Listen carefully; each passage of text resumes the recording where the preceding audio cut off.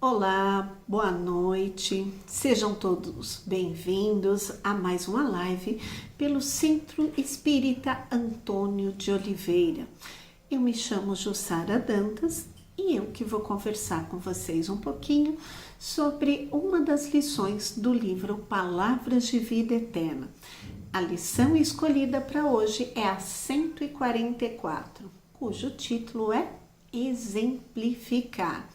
Então, você que está aí chegando, fica ligadinho, aproveita para curtir, compartilhar. É sempre importante a gente divulgar a doutrina, os seus conhecimentos. Então, aproveita, não esquece aí de curtir, compartilhar, multiplica isso. Aproveita depois para visitar, conhecer a página da casa e saber um pouquinho mais sobre suas atividades. Depois, quem quiser ter acesso ao livro Palavras de Vida Eterna, não perca a oportunidade, que é um ótimo livro. Então, bora começar a conversar sobre o tema de hoje. Exemplificar. Essas histórias, esses trechos do Palavras de Vida Eterna, eles têm algo em comum. Eles começam sempre com um trechinho, uma frase pequena do Evangelho, e o texto a seguir geralmente discorre sobre aquilo. O texto de hoje, ele tem um trechinho pequenininho de Lucas, cujo texto discorre. E o trechinho de Lucas, lá no início da lição, fala sobre o quê? Fala sobre a orientação de Jesus com relação a ir e anunciar. Jesus fala sobre nós irmos e anunciarmos o seu reino, falarmos sobre os seus ensinamentos. O que isso representa? O que isso quer dizer? O que será que Jesus quis dizer com ir e anunciar? É sobre isso que discorre o textinho. E é sobre isso que nós vamos conversar. Será que ao dizer vá, ide e pregai, ou ide e anunciai, ele quis dizer para que já estivéssemos saindo por aí falando sobre os seus ensinamentos? Então, será que eu devo sair e falar em praça pública, em locais públicos, falando sobre o seu evangelho? Nada contra, mas não sei se seria a forma mais efetiva de alcançar um grande número de pessoas. Então, não acredito que seja dessa forma. Escrevendo também, mas ainda não. Não vou dar spoiler ainda, mas por final a gente volta a falar sobre isso, mas não é bem assim. A lição começa a nos discorrer sobre o quê? Ela fala sobre a nossa inteligência. Sim, inteligência que nós desenvolvemos. Já temos bastante conhecimento científico, aprendemos uma série de coisas, só que essa inteligência ainda se mostra egoísta. Ela se mostra egoísta. Nós aprendemos tanto e temos a capacidade de construir edifícios notáveis, belíssimos. Conquistamos muitas coisas. Algumas delas a gente só vê pela internet ou pela televisão. Então, nós temos a possibilidade de ver prédios que são maravilhosos, são imensos. Mas qual a finalidade deles? Infelizmente, em muitos casos, servem para festas inúteis ou para um grupo pequeno de pessoas, mas são criações que não trazem benefício para o coletivo, para um grande número de pessoas. Do mesmo jeito que nós observamos iates preciosos, maravilhosos, que são lindos, não vamos negar isso, mas que também são destinados a uma série de excessos. Nós também visualizamos jardins suspensos que são lindos, mas que podem não passar de detalhes arquitetônicos em um determinado projeto.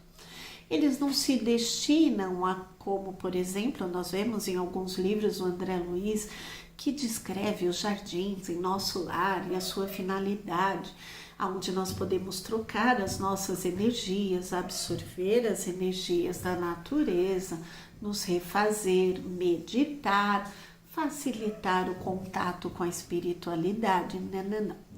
Esses jardins que são tão belos, infelizmente, não podem ser usufruídos pela maioria das pessoas e não têm destinos assim tão úteis. Ou fontes também maravilhosas, luminosas, que dão um espetáculo, mas que também servem para um número reduzido de pessoas que não são proveitosas, não são úteis. Uma série de gastos, de investimentos, não só da inteligência humana, como de recursos materiais, mas recursos esses que não trazem benefício para o coletivo. Quando nós usamos todo o conhecimento, toda a lógica que a doutrina espírita nos traz, o que vamos perceber? Nós vamos perceber que essas situações e várias outras que poderíamos aqui ampliar bastante, servem apenas para os amantes do supérfluo. Muitos buscam, anseiam, almejam por fazer parte deste pequeno mundo, por conquistar essas coisas que são materiais, que vivem para isso. Mas isso não quer dizer que vão ser realmente felizes, que vão conquistar realmente essas coisas e chegar ao patamar idealizado. É uma crítica? Não! Não estou criticando, não há problema em você se vestir bem, ter uma casa, ter um carro. Não é uma apologia contra a matéria ou mesmo uma crítica para aqueles que a têm. Não é disso que eu estou falando aqui. Eu estou falando de um conhecimento que a doutrina nos traz e de uma compreensão de que todas essas coisas, de que todos esses recursos intelectuais e materiais poderiam ser usados de forma diferente. E por que eu falei que não é uma crítica? Não é uma crítica porque quando a gente aprofunda o olhar sobre os amantes do supérfluo, as pessoas que ainda se ligam nessas questões, o que nós descobrimos? Que a maioria deles age assim, por quê? Por falta de conhecimento. Há uma falta de orientação. Quando não se acredita na continuidade da vida, na continuidade da existência, quando não se entende do porquê se estar aqui, qual a finalidade, qual o objetivo dessa existência, dessa encarnação, às vezes fica fácil pensar que a única coisa que importa é o material. Então muitos ainda podem estar presos nesse ponto. Pode faltar uma crença, um conhecimento, um entendimento desse algo mais. E que quando nós temos esse entendimento, nós acabamos olhando para o mundo de uma forma diferente, sem enxergar as coisas única e exclusivamente pelos olhos da matéria e daquilo que ela nos oferece. Quando nós mudamos esse olhar, quando a lógica que a doutrina nos traz está realmente lá dentro de cada um de nós, nós passamos a pensar diferente. Diferente como? Poxa, quantas pessoas não podem ser alimentadas e vestidas com esses recursos? Quanto não se poderia trazer de moradia, de educação para uma série de pessoas que às vezes não têm o básico? Então, seria o olhar para o próximo e ver o que pode ser feito para ele, usando a sua inteligência, usando esses recursos materiais. Isso nós poderíamos pensar. Então, a ideia seria de que todos esses recursos fossem utilizados para alimentar, para vestir, para moradia, para educação, enfim, para que todos consigam ser felizes, ter o seu trabalho digno, ter o seu lazer. Então, o benefício seria ampliado a todos e não a um pequeno grupo, sem enxergar o que pode estar acontecendo do meu lado. Seria iniciar um movimento de bem-estar coletivo, de olhar, de pensar para o outro. E aí começa a entrar a questão do exemplificar. Porque não é para eu julgar o outro ou falar, então você aí que tem milhões, você deveria... Não é isso. Não é para eu apontar o dedo para o outro e julgar o que ele tem ou deveria fazer. Não, eu. Então, mas eu só ganho um salário mínimo, não tem problema. O que você pode fazer com ele? É um salário mínimo? Tá. O que você pode dividir com o próximo? E nem sempre a ajuda é financeira, tem outros tipos de auxílio, de ajuda e de amparo. Então, eu vou dar o exemplo daquilo que eu acredito que deve existir ou ser implantado, o que eu quero ver à minha volta. Então, é começar a exemplificar, é começar a fazer, a se movimentar nesse sentido. Essa é a ideia central, é servir de exemplo, que é muito mais forte do que qualquer discurso oral que eu faça, do que qualquer blá blá blá. Então, a prática vai ser muito mais forte, vai mobilizar muito mais o outro do que aquilo que eu estou falando. Falando dessa questão do exemplo, nós ouvimos muito o quê? Muitas reclamações sobre o proceder alheio. Na maioria das vezes, essas reclamações nos trazem o quê? De que o outro ou não faz o suficiente ou está fazendo errado. É muito fácil olhar, analisar e criticar a postura e o comportamento do outro. Ele faz pior, ele não faz direito, mas espera, isso faz com que alguma coisa mude ou transforme? Não, geramos mais violência, mais agressão, mais problemas. Nós temos, por exemplo, os empregados que criticam seus patrões. Eu recebo pouco, minhas condições de trabalho são isso, são aquilo e tá ruim. O empregador também, porque esse funcionário recebe demais e trabalha de menos. Tem reclamação de ambos os lados. Porém, aquela pessoa que está lá reclamando, o que acontece quando, por exemplo, ela perde o seu trabalho? Poxa, estava ruim, mas eu tinha lá meu salário, né? Pensando bem, não era tão ruim assim. O fulano é difícil, mas eu já sabia lidar com ele e agora, como eu faço? Já se arrependeu. O empregador também. Nossa, aquele funcionário era complicado, mas ele fazia tudo direito, foi pro concorrente, tô frito. Às vezes a gente só se dá conta das situações quando a gente perde, mas enquanto a gente tem, a gente fica no processo da reclamação.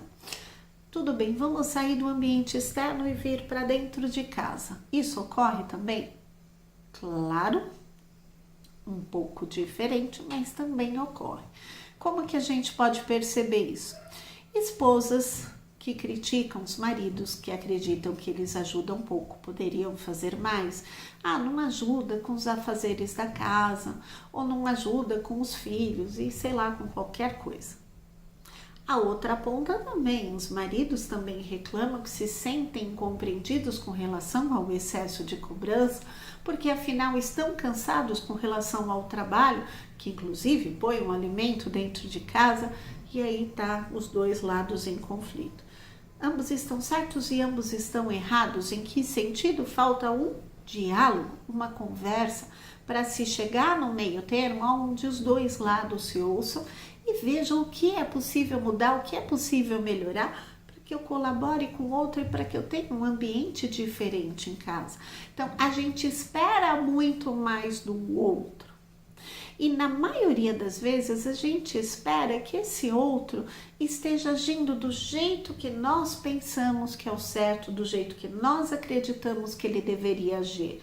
Então, eu acredito que seja, tem um manual completo do que o outro deva fazer. Mas ninguém vai mudar a outra pessoa com reclamação e exigência. Isso não funciona. Então, nenhuma reclamação ou exigência vai ter o poder de transformar a outra pessoa. O único poder de transformação que eu tenho é com euzinha, comigo mesma e não com o outro. Então, não adianta esperar. O exemplo é muito mais transformador do que qualquer blá blá blá que eu fale na orelha do outro. Nesse sentido, eu me lembro da questão do consultório. A pessoa, quando procura psicoterapia, está numa situação de sofrimento, está numa situação delicada. quando a gente começa aquele processo de conhecer a pessoa, conhecer a família, o que é comum? Num primeiro momento, chovem reclamações de todo mundo, todos os parentes. Porque fulano isso, ciclano aquilo, beltrano assim, e assado, e pá. Coitadinha, ela é a vítima de Deus do mundo e de todo mundo. Todo mundo faz algo errado, tem alguma atitude que não é legal, mas ela não. Oi, não é bem assim que funciona. Aí, quando a gente começa a mexer nos pontos, é que a coisa pode mudar de figura. Como assim? O que eu quero dizer com isso? Bom, o marido, o filho, fulano, ciclano, beltrano, não estão ali na minha poltrona. Quem que tá lá? É aquela pessoinha que veio procurar ajuda. Ela é a única que pode ser transformada. Não dá para fazer mudança à distância. O outro não pode ser mudado, mas a pessoa que está sentadinha ali pode. E é nela que a gente vai mexer e vai fazer alguma coisa para que haja mudança. Ela é a única que pode passar por esse processo. Então, o outro não vai mudar, mas ela pode. Ai, mas o outro ele pode ser realmente. A outra pessoa pode ser difícil de lidar, pode ter seus problemas, as suas dificuldades, não vou nem entrar nesse mérito. Mas como o outro não está ali e não pode ser mudado, eu posso mudar a minha reação, a minha atitude diante do erro do comportamento do outro. Isso eu consigo. O outro pisa na bola, tem uma fala, tem uma atitude X agressiva. Eu preciso agir igual ali no mesmo nível? Não, eu posso fazer diferente de uma outra forma. Então, já que eu não consigo entrar no outro e mudá-lo, a ideia é que eu faça isso comigo. Então, que eu mude a forma como eu lido com aquela atitude, com aquele problema, com aquilo que o outro apresentou. Isso está totalmente dentro da minha ossada. Isso eu consigo, isso eu posso fazer.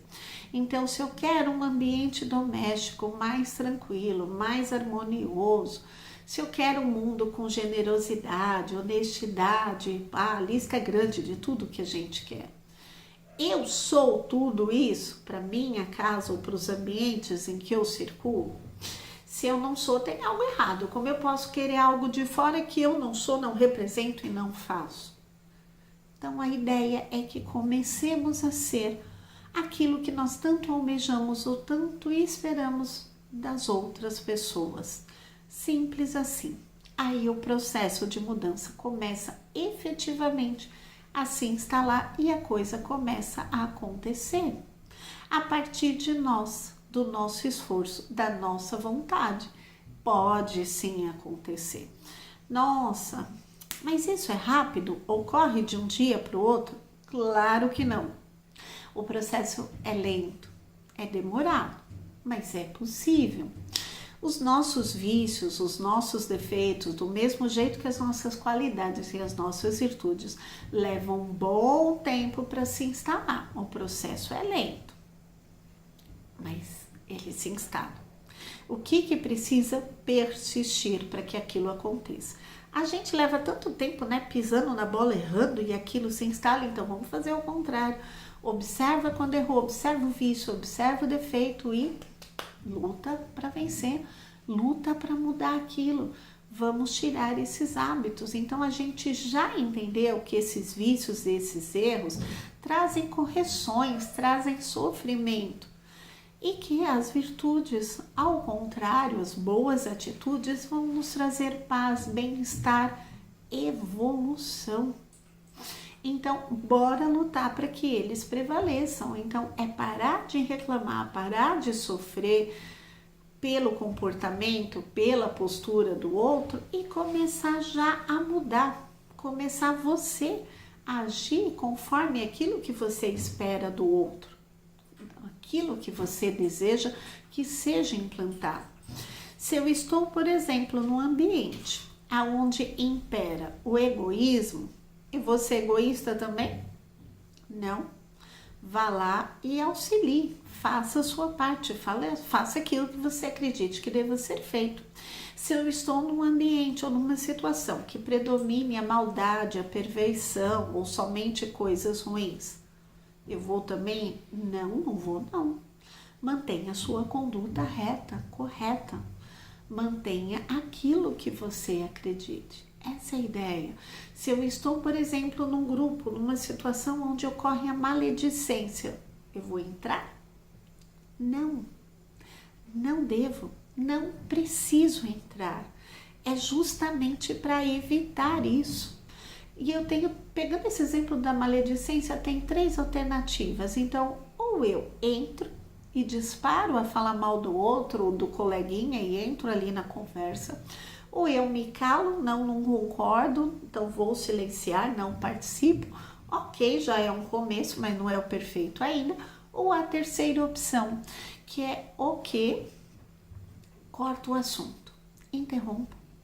Nossa, você é a louca do rolê. Não. Corta educadamente, com jeito. Ninguém está falando para você fazer discurso e evangelizar ninguém. Dependendo do grupo, realmente isso não é possível.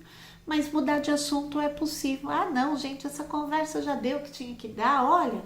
E muda o assunto, fala de outra coisa, do tempo, do clima, de uma série, de um filme, de qualquer coisa. Mas corta o assunto, muda. Direciona a conversa para outra coisa. Esse é o ideal. Muitas vezes as boas posturas, os bons comportamentos não se manifestam porque nós somos omissos.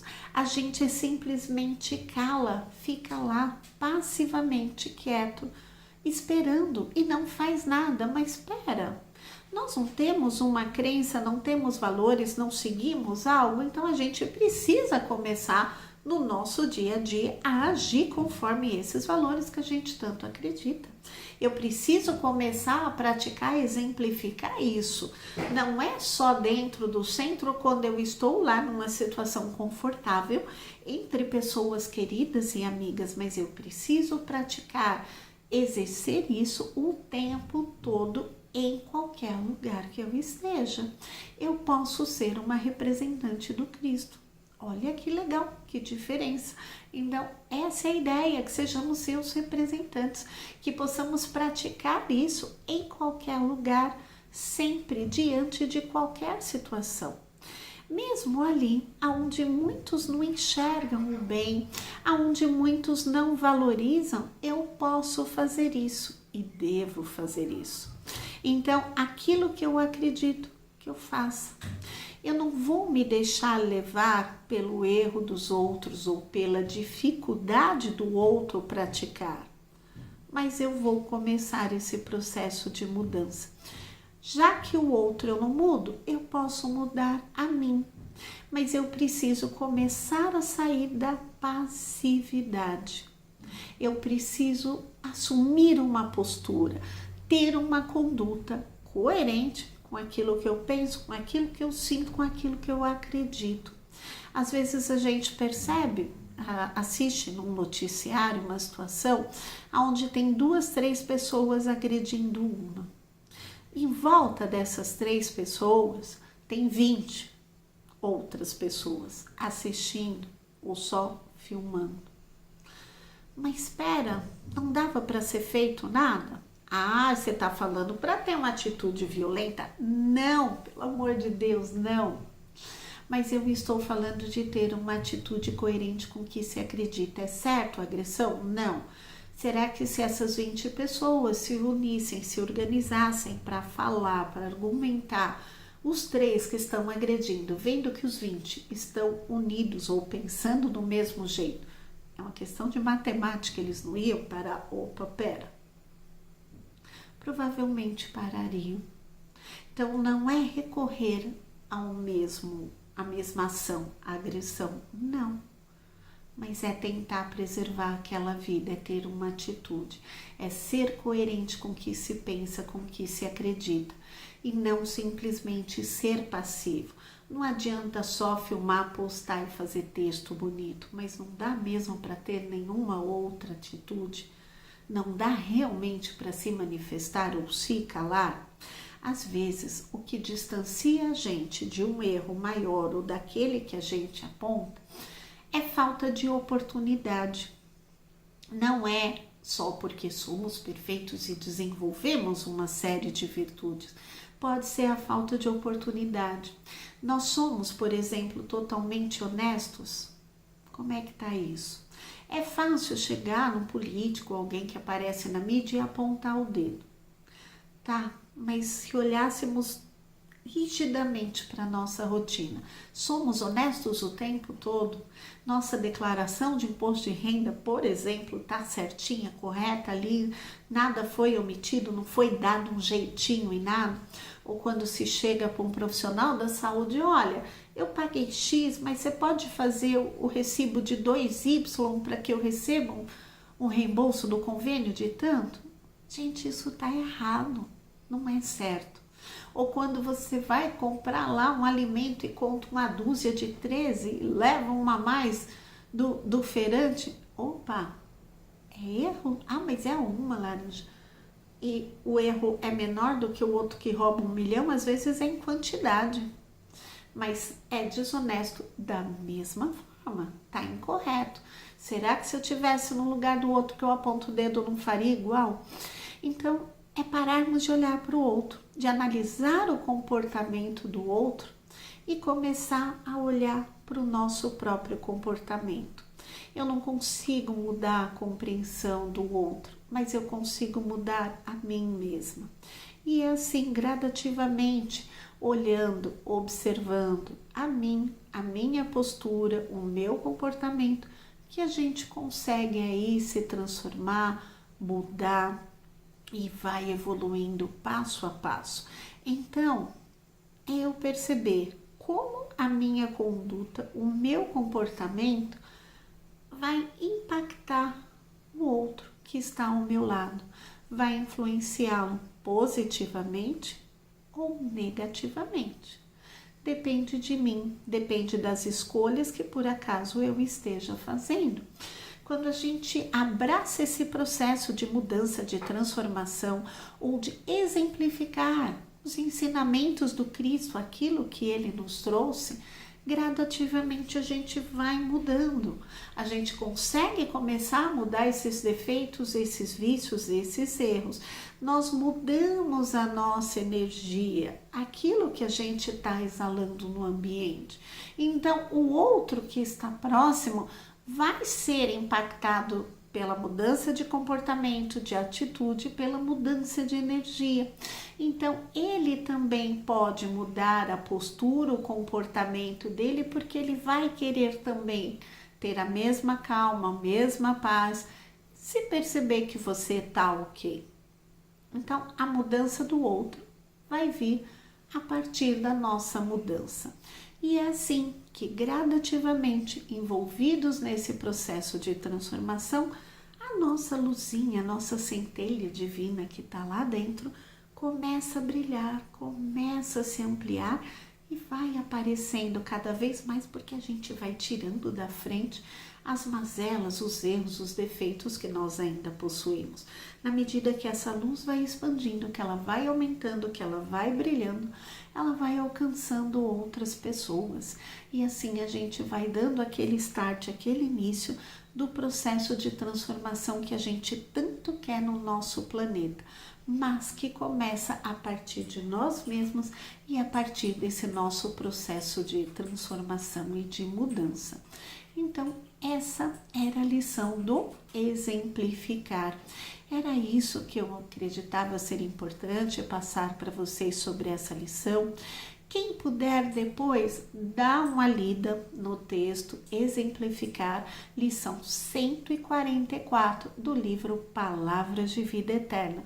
Vá à fonte, é importante, ajuda e bora começar aí, seguir o chamamento do Cristo do ir e anunciar. Então, bora anunciar o seu reino, os seus ensinamentos, não só no verbal, mas na prática, através de uma mudança de postura, de uma mudança de atitude, que vai como se cada um de nós fosse uma engrenagem que faz parte de um mecanismo imenso. cada uma das engrenagens se transformando, melhorando, vai influenciar as demais e a gente vai ter o tão sonhado processo de transformação planetária que a gente tem. Vou fazer uma prece final de encerramento, agradecendo já de antemão a todos pela participação. Serenando então os nossos corações, elevando o pensamento a Deus, a Jesus, agradecemos pela oportunidade de aprendizado, de entendimento. Que sejamos envolvidos por essas bênçãos, por essas luzes, por essas energias, assim como os nossos lares e todos aqueles a quem amamos.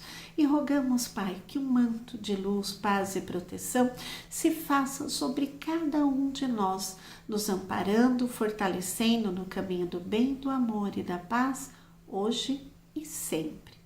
Obrigada a todos pela audiência, pelo carinho, que possamos seguir firmes nesse processo de mudança, de transformação, buscando ser, sim, exemplos de Jesus, seguindo os seus ensinamentos. Estamos longe ainda da sua evolução, mas podemos desde já começar a praticar.